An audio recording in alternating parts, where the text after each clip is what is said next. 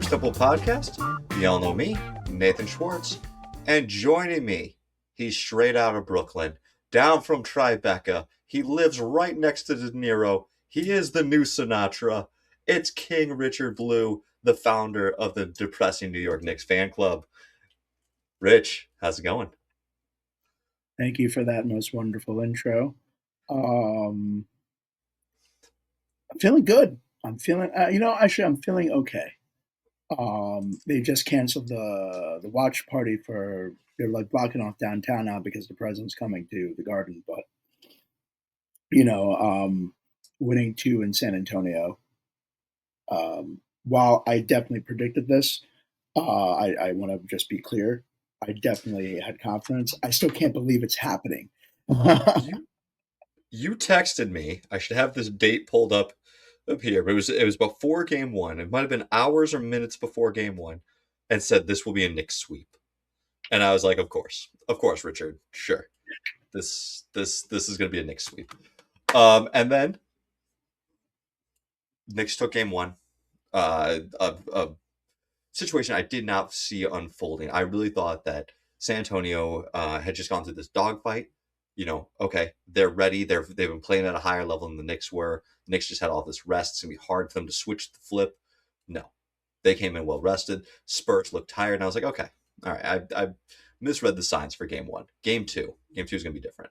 And I was texting you. I was texting Aaron and texting a number of other people about, dear God, the NBA is really trying to give this game to San Antonio. The early fouls on Cat, the BS technical on Mitch Robinson, and they were looking for ways to give this to The San NBA, Antonio, by the way, the NBA rescinded the tech. They as they dropped should, as they as should, they should. but it's just like anyway. Continue. I didn't want to interrupt you. Go ahead. Oh no, one I of the didn't want fun your feelings. interrupt away, but one of the funniest things, I forget whose podcast it was, but someone was like, "Yeah, that was a really un-Tony Brothers game. Like Tony Brothers normally straight shooter, normally we'll let him play through it." I was like, "What do you mean that wasn't a Tony Brothers game?" Tony Brothers was given instructions from the league office. He came there to do a job, and he failed. He tried and failed, and your Knicks have survived what should have been a little bit of a surgeon's scalpel, should have been a little bit of execution, um, should have been the poison pill. Well, was this officiating? And the Spurs, I'll give them credit. That final 5 minutes, they put on a hell of a run without officiating. But if it wasn't for the officiating, that would not have been close enough for that final run. Oh my goodness. And I mean, you said it best. And like, I defer to you on all matters NBA just simply because you understand, you know, that you said we beat the script. You just said, wow, you beat the script. That's it. That's all you said. Nothing else other than like that wasn't supposed to happen. That was No. not designed to that game was supposed to even the series and get them the maximum amount of ratings. And like the officiating in game two, like I texted you this and I said I can't believe that the NBA actually tried to rig a game in front of 20 million people that watched Yeah. And failed. Tried and and failed. failed, which they deserve. It's just, but I want to, can we talk for a brief second about what went on behind the scenes after game one for the league? And in terms of like what internal discussions were had, what did they see? I think they've been seeing what I've been seeing, which is that this Knicks team is much better than everybody else, and that if the league felt the need to ensure that all of these mechanisms were in place, how great is the difference between the way this Knicks team is playing right now and the San Antonio Spurs? I think they definitely came into this as a fail-safe. We are going to make sure that we get our game five, because game five is huge. And really, game five, game six, because game five is a Saturday night. And like that's just prime TV watching. If you're going to have one of these games, like, you don't want the championship to be a 4-0 sweep where the last game is on a Wednesday. Who's watching a game on a Wednesday other than diehard Knicks fans and people like myself, people who are just going to watch the games irregardless? A Saturday night, a pivotal game five. If you could have gotten this series to 2-2, game five, Saturday night, that's NBA's wet dream. And then, you're going to have all of the eyes on the sport. That's what they're trying to work towards. And that doesn't really happen now. I don't. I'm going to say two things. One, that's not going to happen. Two, actually, what would be best for the NBA would be for this series to end on Wednesday, the day before the World Cup starts, and that way there's no crossover. You are going to lose eyes. The people who are watching right now, this is right now the Knicks winning this championship, and if it's a sweep, is the biggest sporting event right now. They are going to lose eyes to the World Cup the minute it starts. The city gets crazy or whatever. Listen, I think if to they'll lose wrap eyes this in up, New York. they'll They'll lose lose eyes eyes in in New New York, York. They'll lose but they eyes will lose everywhere. eyes. No, no, no. I'm sorry. Richard, you lived in the Midwest. Have you ever seen someone touch a soccer ball in the Midwest? I know, but they support the U.S. I'm telling you, I say listen, I I say know, this but as I'm someone just who was telling you right captain of my now. varsity soccer team. I, Oh my god! I, you know, no one here cares about soccer. It's But it's legitimately an embarrassment the state of the sport in the Midwest. in the Northeast, it's a soccer hub. I mean, obviously, listen, I think that the Midwest is a little more homogenous than the Northeast. Um, but like, it's a very like New York City, like is crazy. Every bar has been putting Knicks stuff over their World Cup stuff. It's been As like they very, should. it's been a very like hodgepodge job that's been happening, but it's been kind of incredible Listen, because the World Cup no happens one every saw four this coming. years. The Right, World right, Cup and then happens this, every 4 years. The Knicks being good happens, you know, a couple one times in time. your lifetime. Yeah. Exactly. So it's been a really beautiful thing to watch all the adjustments. This comic strip bar I walked by on the way to the train in the morning, they bring their flag, their Knicks flag, out for game days, put it back inside for it, and put out there. It's just really funny to see everyone's performative, and it's the best. It's the best. And back to what we were saying about the, you know, I game five Saturday night. Yes, it's really good, but I think wrapping this up before the World Cup, you're going to have a lot of crossover with the Yeah. fans, especially in New York. I'll tell you right now, people are like everyone's rallying around the Knicks. Listen, When that if it World was Cup three starts, it's going to be different. if And it's I three also one really going in, if it's 3-1 going into game five, it doesn't matter. It has to be two right. two going into game five. Well, and I just know, and like, I mean, a lot of my friend who I was on the phone with earlier today said he is, and not to like, whatever, but he thinks that the president coming to the garden is going to be a distraction and maybe some bad juju, and he thinks we're going to lose game three. So, I, well, wait, what are you going to do? Go ahead.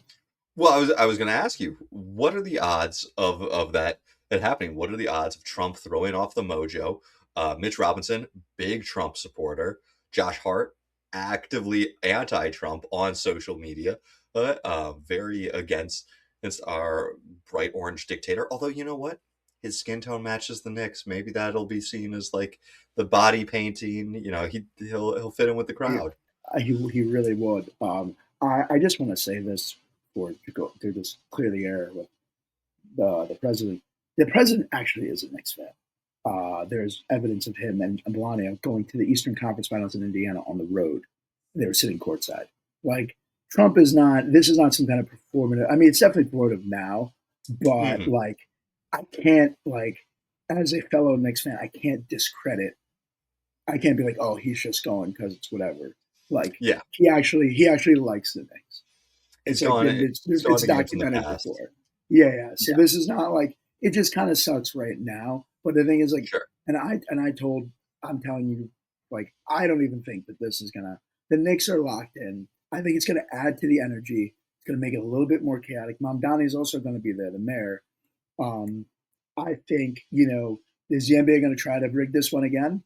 I think it's gonna be a lot harder in the Garden to do that.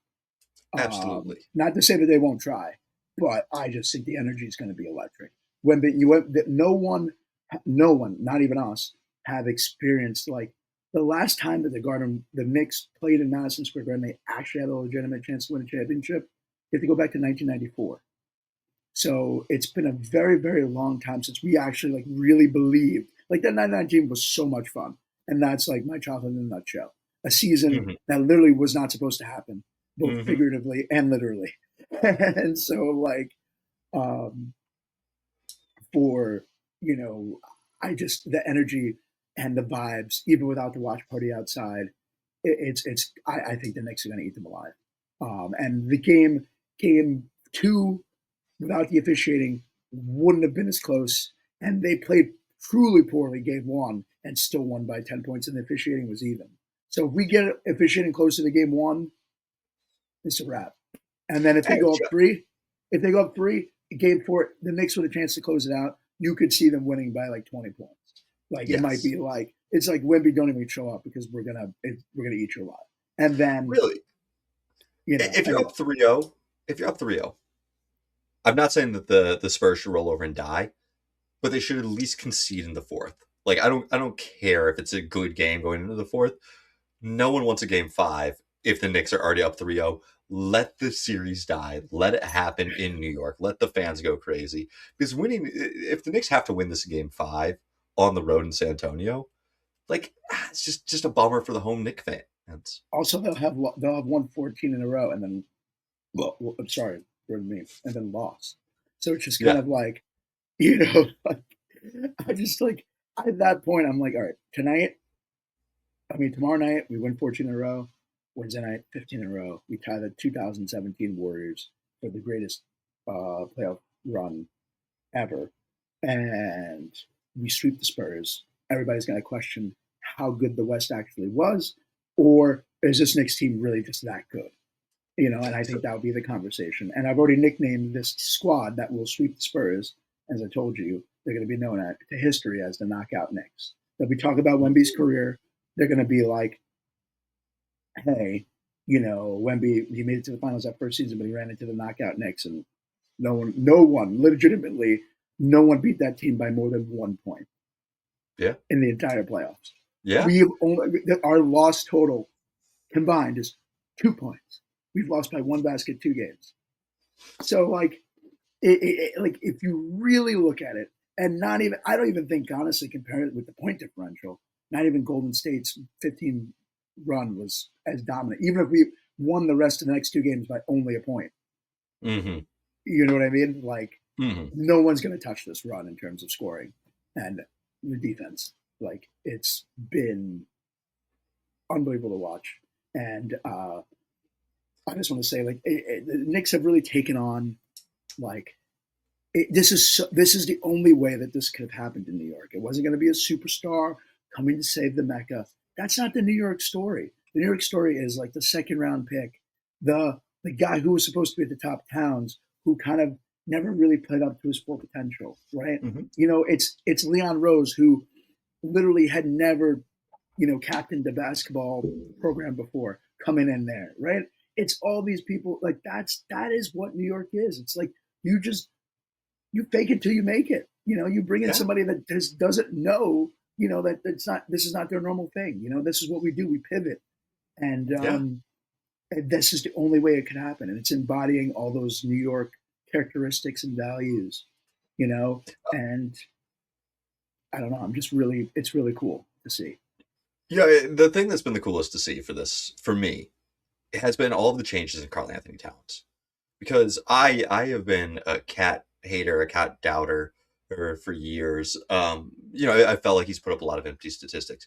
And this year, from his statistical profile, he's not doing anything outrageous. His numbers, aside from the assists, which are like triple his normal playoff average, very normal the rest of his playoff stats.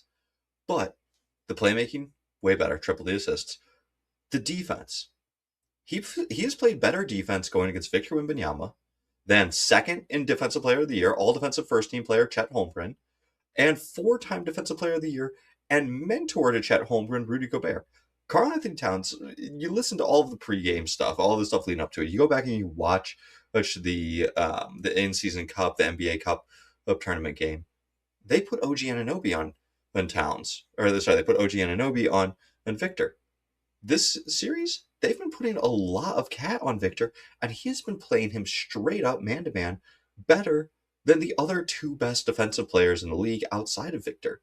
Like if you told me that Cat was going to just completely transform himself into not just a capable defender, not just someone who like can fit within a scheme and not be targeted, but someone who can actually go at one of the best players defensively and disrupt him and be that anchor for the team in ways I would never have guessed it. I would have really thought that would have been a weak point for the Knicks, but he has figured out a way to make it a strength.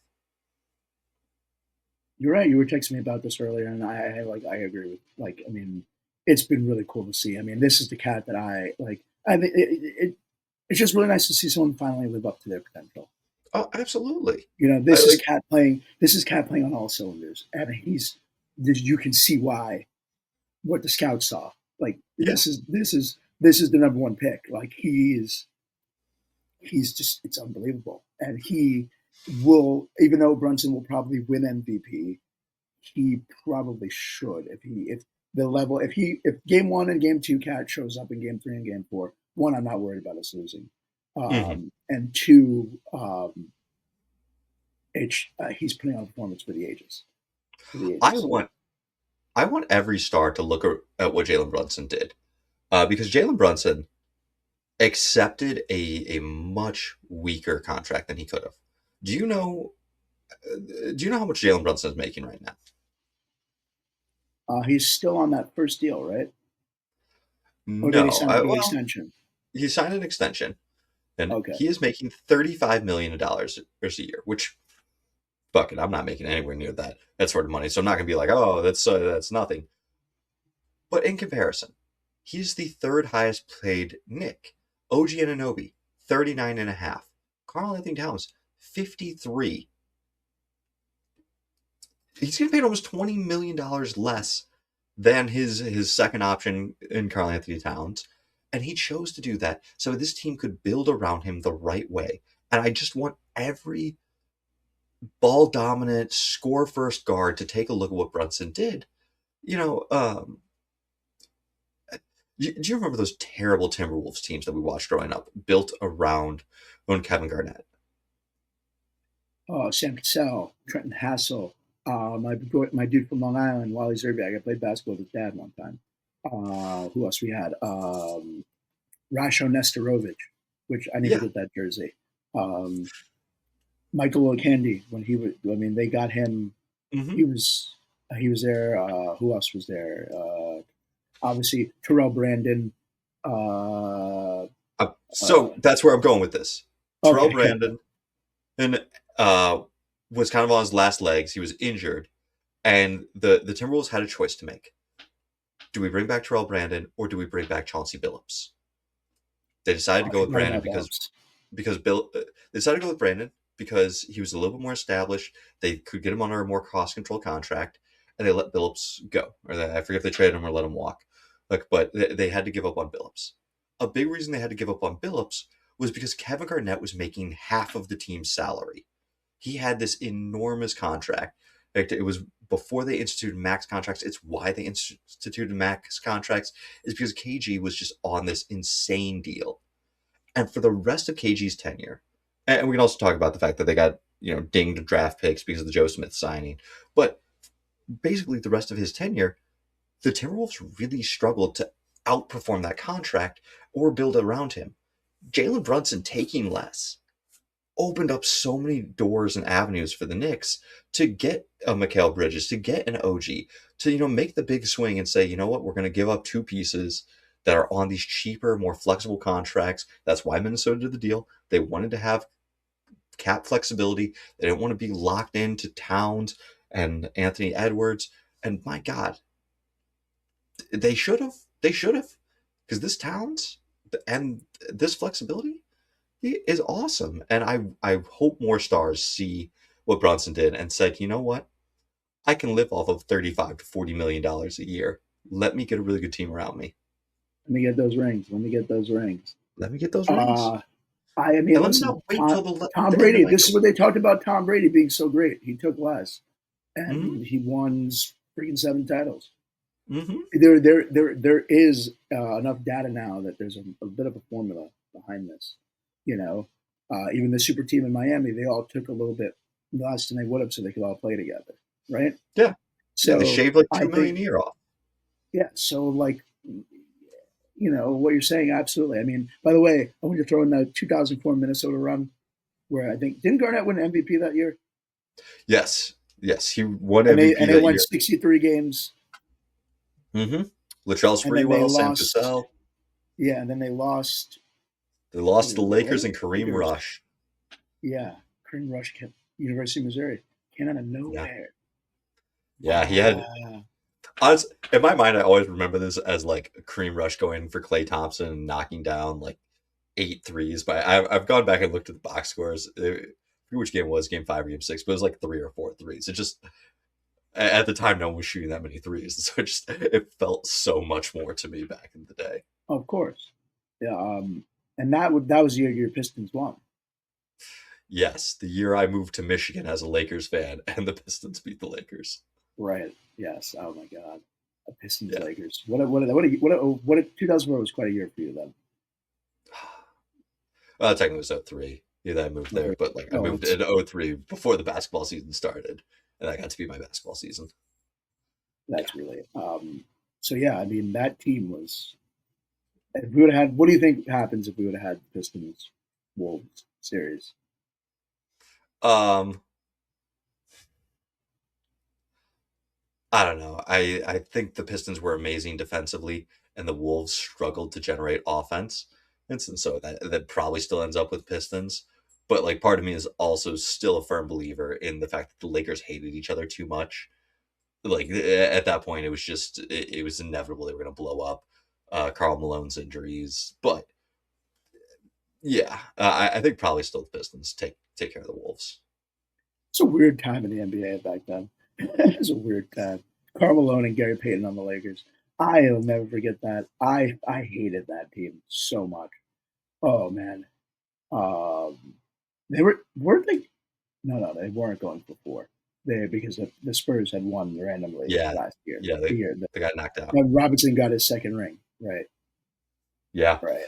Oh man, and that it led to one of my favorite commercials. I forget what it was for, but Phil Jackson goes in and buys a lotto ticket, and it's like a four thing scratch off, and he gets the first three, and then it's the fourth one, and he loses. And the guy's like, "Yeah, Oh tough to wow, get four." And Phil's like, "Yep, tough to get four." And then it's like 7-Eleven or whatever. wow. That's But brilliant commercial writing. Um, right, I don't make them like they used to. so let's talk about what you think is going to happen for Game Three. Game three, I think I'm at this point. I'm willing to say I think the Knicks take it. I do think the Spurs will come out strong in the first, um, but I think overall the Knicks fans, the atmosphere in the building is going to be so insane, so electric, and I don't think there will be I mean, I don't think there will be more than 10 Spurs fans in the building outside of the family and friends section. I Like know it's I so think, expensive. There's who the fucking San Antonio is affording $8,000 tickets. Like it's yeah, officially like it's going to be like half of BlackRock.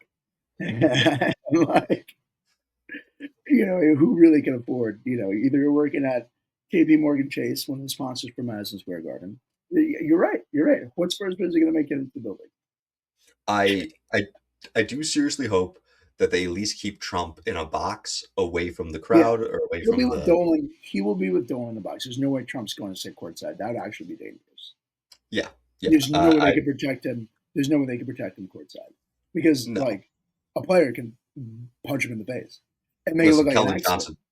Keldon should just dive for a loose ball over there. It'd be like, listen, box, Listen, I can't. just I throw it. just you know what I mean. Was it It's a favor. Sizzler's going to jump in front of the guy in a live play? Oh, we got Yeah, to be like, oh, we got to do that over there. No, they're not putting Trump on courtside. yeah. I'm No, sure. I'm sure he wants to sit courtside, I'm but sure he does. he I'm really probably really does. Like, how can we make this work? As Mr. President's no fucking possible. I'm Put his ass next to Spike Lee. Oh my god. I am genuinely nervous if he comes to game four and they win in game four, that he will try to get a hold of the Larry O'Brien and be part of the team and celebrate like he did. I forget what the With the soccer with the tournament soccer was. thing. Oh my god. Yeah, yeah. No, if he does that, I I hope the Knicks don't have any part of that. I hope that I, something. I, I don't think he's going to come to game four. I think he's going to definitely come to the parade. He'll try to like be in the parade. Oh, for sure. He's not going to miss a moment like this. You're going to have 4 million people out there. Oh, it's me because I'm president. Look, the Knicks won, blah, blah, blah. Even though people are trying to give Mondani credit for the Knicks being good this year and winning Yeah. also. Yeah, Trump was president for 4 years before this. And, Well, I and the mean, Knicks didn't win. yeah, yeah, no. This is Mamdani's Nice. chip. That's for sure. No, I, so I wanted to ask you because I feel like at this point it's a Knicks series.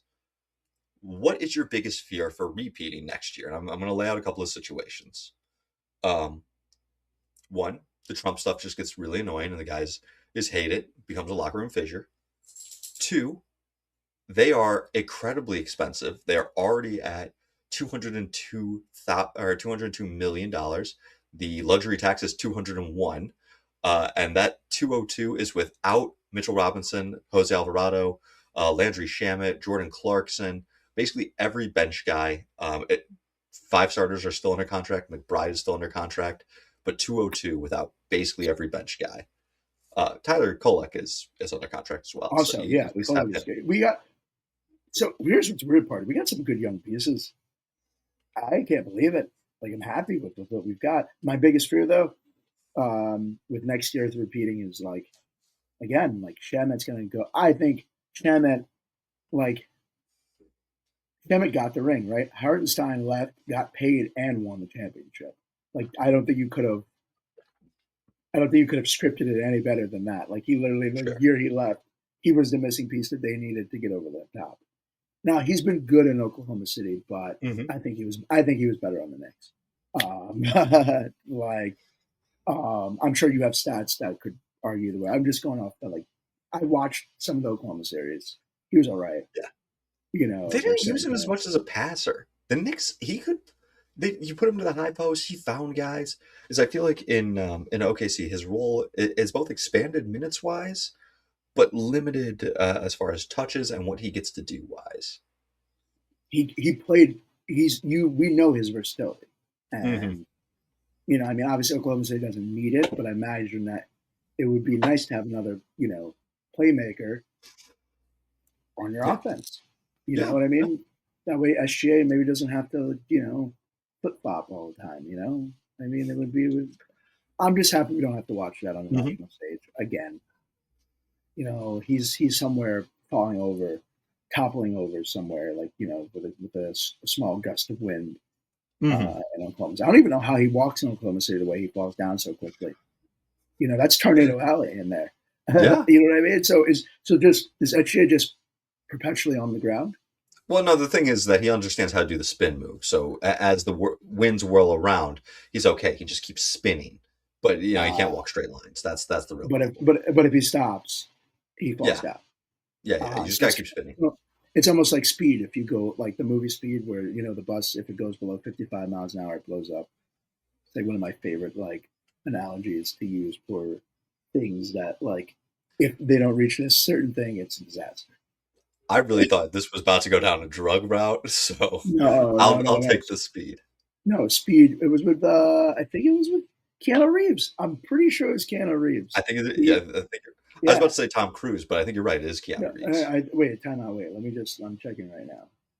Okay, so we've got Dolan being cheap. We've got the Trump ruining the vibes. We've got Yep, all of the other Keanu teams Reeves. getting healthier, or as a potential knockoff to the Knicks. Knicks because Boston got Tatum back late in the season, never really re-gelled, still has to refigure out their front court. Indiana's bringing back Tyrese Halliburton. Hallie's gonna hit those clutch shots and hit you with the choke signal. You've got OKC, who is missing two of their key pieces of this playoff run. Minnesota lost Dante and Edwards was playing through a knee injury. You've got a lot of injuries is in this. Is there any particular team, situation, or potential loss? Because you guys are likely going to lose Mitchell Robinson and Landry Shamet. That would take away from the Knicks' chance to repeat. Which of those scares you the most? It's the losses. I think I'm not really scared of any team, to be honest with you. Um, Shamit has played out of his fucking mind, and if we can find some way to, if like he wants to take less, like what I'm hoping is This New York Knicks team reminds me a lot of the 2020 Bucks. That when Tom Brady signed, like all of a sudden they were Oh, just those missing Bucks. this. Yeah, the Bucks had blew out the Chiefs, right? The Chiefs were coming off the Super Bowl. Mahomes was getting ready to ascend, to become the face of the league, blah blah blah, and then Hmm. they got their ass smacked, right? Wemby they're about to pass torch Wemby. Not that like, Jalen Brunson's this kind of fucking Tom Brady character, but like they're coming up against a veteran team that has paid their dues to get to this moment, and they're on a we're gonna fuck your shit up tour, Hmm. and like Wemby just this is his first lesson. You know what I mean? He's gonna remember this pain, Oh and yeah, embarrassment. So like, and it's okay. The kid is 22. Like, yeah. Also, and so like I don't know. It's just like the Knicks. Uh, and what were we gonna say? Sorry. I was gonna say, do you know how frequent the like NBA's elite make the championship when they're 22? Because it was I went through just player by player. It Duncan, happens a lot. Yeah. LeBron, right? So, just kind of running through the top of guys. At 22, 23-ish. Um, LeBron, Kareem, Magic, Shaq, Kobe, Bird, um, Durant, Dwayne Wade did it at 24. Jerry West did it early. Yeah, Elgin Baylor did it early. Bill Russell did it early. Yeah, like this is a really common staple of the most elite of the NBA's elite, and there are some other guys that do it. Dwight Howard got there at 22 and then never made his way back. Hakeem did it at 22. That was his 86 season. He might have been a little bit older than 22, 23. But like in large part, guys that break through this early, unless they have a massive health thing, which is a scary thought for Wemby, because we've already seen his career have some health issues. Yeah, Um, they are the cream of the crop. yeah. And I don't want to play this team in a few years. By the way, Yeah. like they're going to be the best team. Period. If Wemby can stay healthy. By the way, to bring that whole the Bucks thing full circle, um, the Bucks ran it back. They made it work. Jason Light made it work and made it like was able to bring everybody back for a second run. But the injury bug got him. Godwin got hurt. Their left tackle got hurt, and then Stafford made that comeback. That throw to Cooper Cup in the divisional round, and that was that. You know, that's the closest Brady ever came back to winning another Super Bowl. But to use that, I think the Knicks are gonna do whatever they can to try to bring it back. I think most likely to leave. I think it's gonna be probably. I would say Shemet should go get his payday. I'm gonna miss him, but I'd I'm just love for gonna the say, ball to stay. I think you're gonna lose. I think you're gonna lose a lot of guys because you're at 202 before adding back Mitchell Robinson. Uh, it's gonna be real hard to bring him back. Get his number. Jose may come back. I think Shamit's at 3 million right now. You could probably get him to come back like for not too much more, or maybe even that same thing. But filling out the bench is gonna be a little bit of a challenge. You're gonna be in what my co-host Aaron has affectionately termed the Lakers shit shuffle, where every year they just kind of shuffle around the deck chairs and they're like, look at all of these veterans we brought. We got DeAndre Ayton. We got Marcus Smart. We Oh got God! Carmelo Anthony. And it's Oh it's my God! always, always a little questionable. But this has been phenomenal. This has been uh, truly enjoyable to watch. I've been a Knicks doubter. I've I've questioned a lot of the Knicks throughout my tenure here on this podcast, but I'm rooting for you guys, and I'm enjoying everything that you're doing.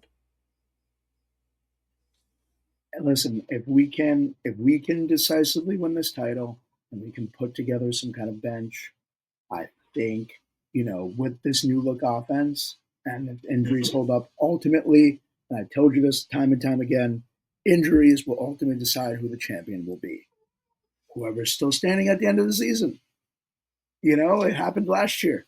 And Yeah, so, like, if this Knicks team can stay, if we get a cat, like, I don't want to bring it into the, but like, if the Knicks stay healthy the next 2 games, they should win.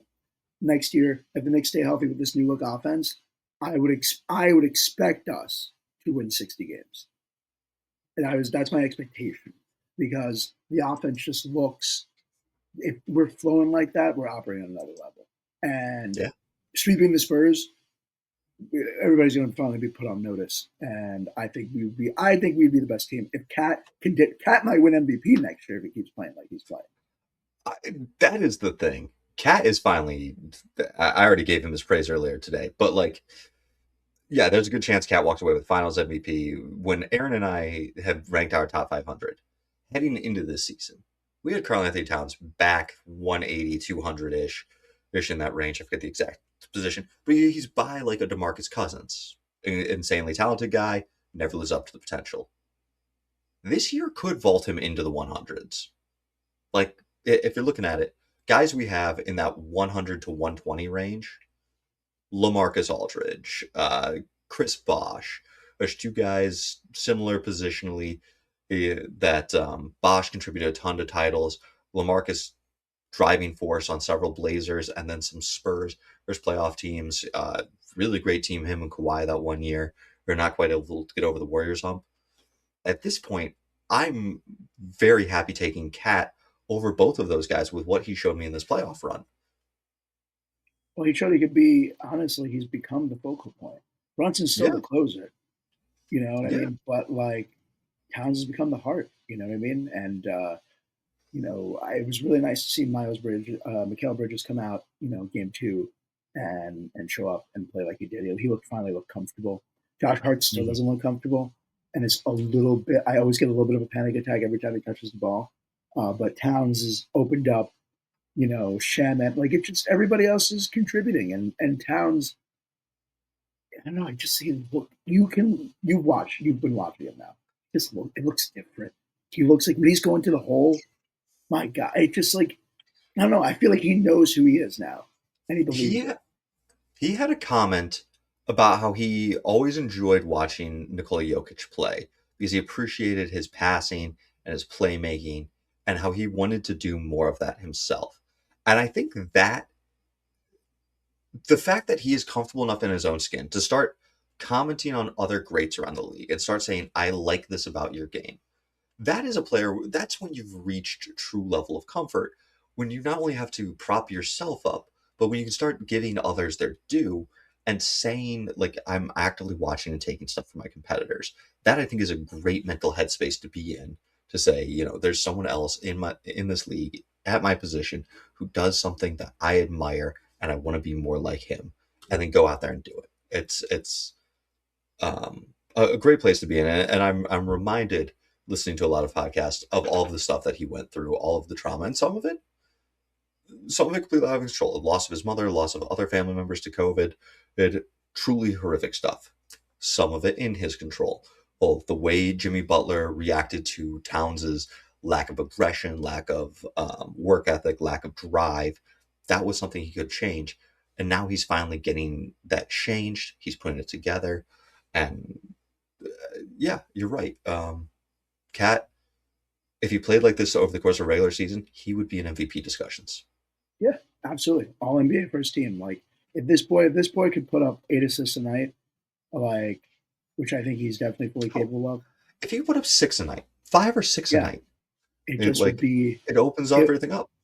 Yeah, and then listen, everyone like we Brunson's not a distributor, and Brunson could still get his 27. Like it's like if Shea played with Jokic, right? Shea's going to still put up points, shots. Maybe his shots totals go down by like 5 per game, Sure. but the team is winning. Shea Yeah. is actually more well rested because he doesn't have to dribble as much. And I think you could see that with Brunson. When it's time, it's time. We gave it to Brunson. Brunson's been closing out, no problem. Mm-hmm. But I Mm-hmm. think that, and that's what gives me hope about next season is like, even if we do lose people, I do trust, I can't believe I'm going to say this, but I trust management to bring in people that are going to be compatible with Towns and like what the style of what we're building. We'll see who's available ultimately. But obviously, we definitely need a strong backup center because you absolutely do. But if this new offense is here to stay and Mike Brown's here to stay, I think if health holds up and we can bring in some really good pieces, I think potentially because the Spurs are still not going to be there yet, we could still win more.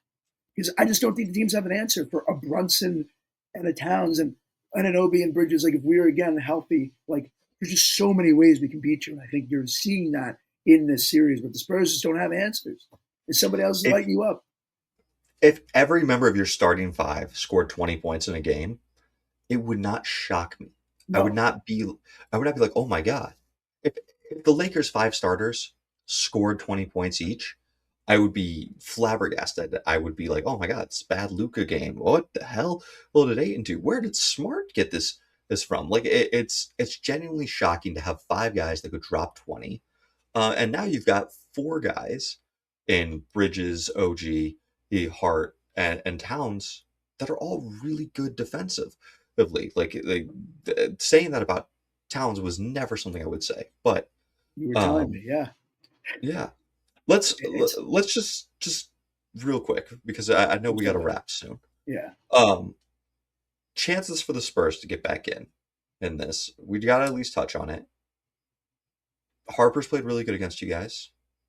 fantastic. That Fox, boy is. Whoo.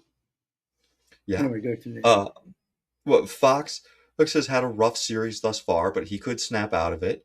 Castle, likewise, rough series, could snap out of it. You want to keep the pressure on those two guys. And then I mentioned this, I was texting you when it happened.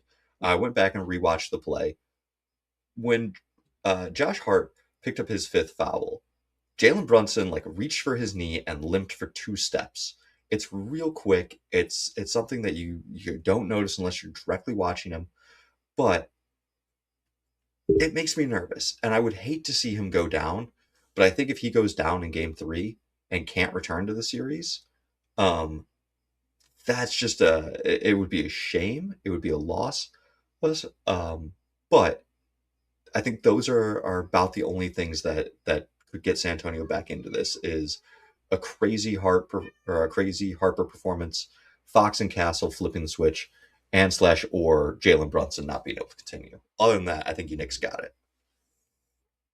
I think when I think about that, obviously very much a possibility Brunson's getting roughed up this series. I think that's if San Antonio is playing physical anywhere, it's only primarily with him. And they want to make his life as miserable as possible. Um, them getting back into it, I mean, Fox would have to have that game of his life. I, Honestly, like I, everybody, like he really, like we would need the De'Aaron Fox game to happen, and because and he's honestly been playing like he played a little better game too. He like made some shots, but like he still looks like the moment's too big for him, to be honest mhm. with you. And And technically, no team has ever come back from losing the first 2 games at home in the NBA Finals. Now, it's only happened twice where the home team has lost both game 1 and game 2 at home. Um, it happened to Charles Barkley's Suns versus Jordan, and I forget it happened sometime in the early 2000s.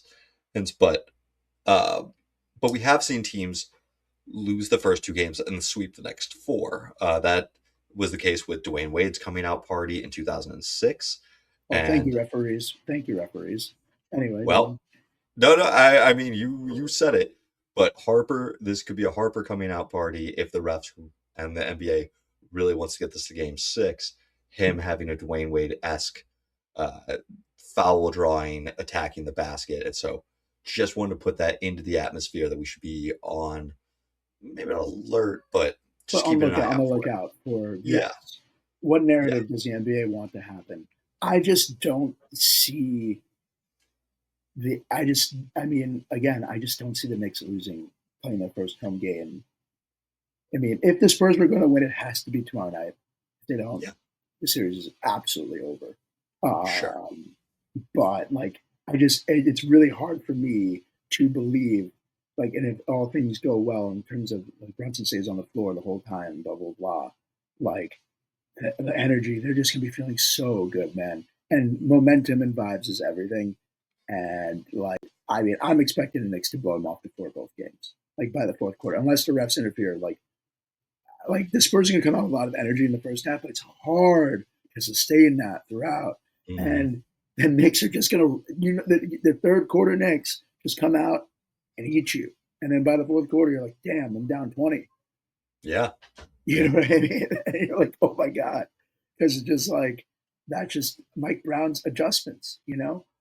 By the way, you brought up that Heat team, and it got me thinking. I know we have to wrap in a little, in like soon, but like, if, if like when I think about like the Heat, if Brown's offense could have worked for Miami, like integrating like where Bosch is like knocking down 20, because Bosch was really never asked to carry the team or contribute in a meaningful way, but Bosch plays very well, and he was crushing in Toronto.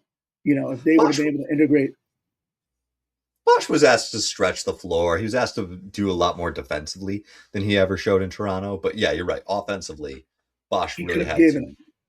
he had to cut his game, and if Yeah, Bosch could have been able to contribute more, that Heat team, I don't think they ever found the real way that like we never saw that Heat team at its like apex. I don't think it ever reached its full potential. And that's one thing when I look back at that, that LeBron Miami years, I'm like, uh, the Heat were good. They basically were just so talented they shoved it down everybody's throat. That's how they they won by were. sheer force of will, which is impressive in its own right. But I don't think we really saw like they just didn't look great. They never looked great. They just won. Like Yeah, whereas like the Warriors, like we like that was they were just fucking that was great basketball. It was painful to watch, but man, that was efficient basketball, man. That is like how the game should be played. as Um, much as I hate certain teams, like the '08 Celtics, um, having teams that fit together, which is what these Knicks do, and this is why these Knicks are so good.